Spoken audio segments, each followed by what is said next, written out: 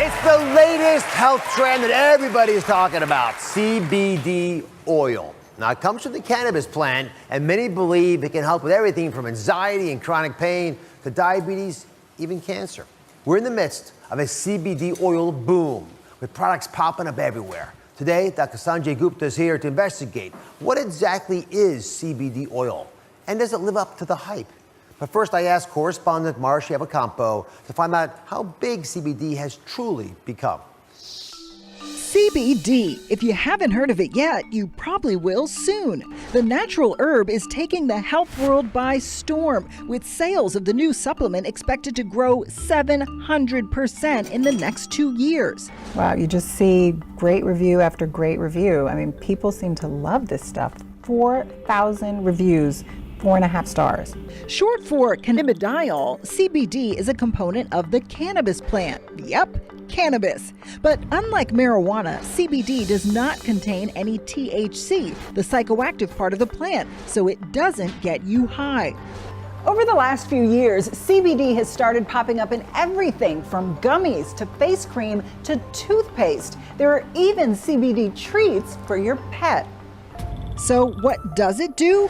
Research has been limited, but proponents say CBD has all the benefits of medical marijuana without the intoxicating effects, helping with insomnia, pain management, and anxiety. There's a revolution, a whole movement happening now with plant-based wellness, which is our primary interest. Celebrating the power of all plants, which have not been properly represented. And the question everyone asks is it legal? Dr. Sanjay Gupta, CNN's medical correspondent, the chief one, and has reported on the latest research behind CBD. So if you know what, break this down for everybody. I'd like to take your thoughts on what it really is so people can get this into their heads. Well, you think about the cannabis plant, marijuana, it's called cannabis. It really has lots of different ingredients, but two primary ones. One is THC. That's the stuff that's the recreational drug. It's what gets people high, gives them that euphoria. And there's CBD, which is cannabidiol. It's something that doesn't cause a psychoactive component.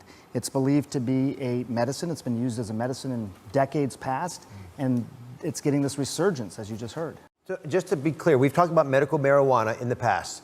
This is not that, right? CBD oil is being sold all over the place. You take the plant and you can pull out certain components of it. So you're just, in this case, you're pulling out the CBD component and you're just using that. And therefore, you're not getting all those other effects that people often associate with marijuana. Which is why I think 47 states so far have said we're okay with it. How is the medical community using CBD oil? This is fascinating to me. I mean, if you would have asked this question 5 years ago, it would have basically been crickets. Nobody was really talking about it.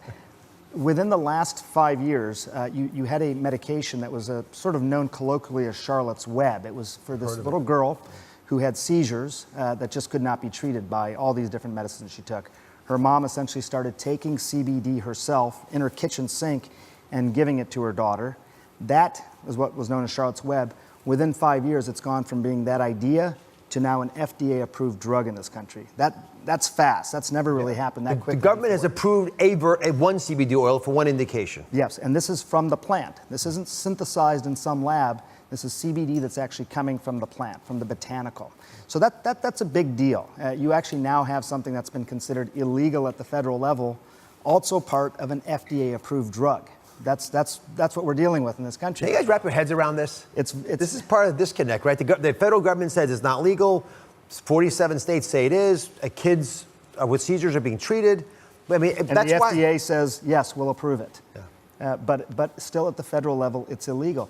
What is starting to gain more traction, I think, really is what's happening with opioids in this country.